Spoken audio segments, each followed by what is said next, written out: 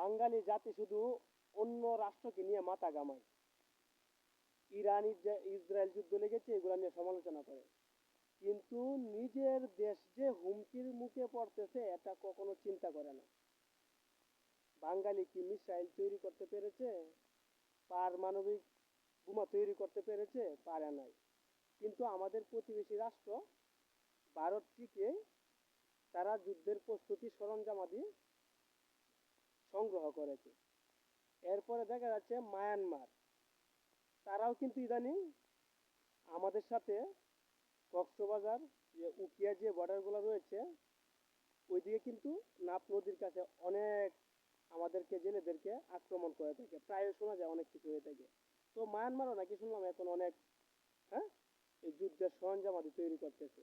তো আমরা কিন্তু একটা সময় হুমকির মুখে পড়বো। অন্য রাষ্ট্রের সমালোচনা না করে নিজের রাষ্ট্রে কিভাবে সামরিক শক্তিতে আগানো যায় এটা নিয়ে গবেষণা করতে হবে, চিন্তা করতে হবে।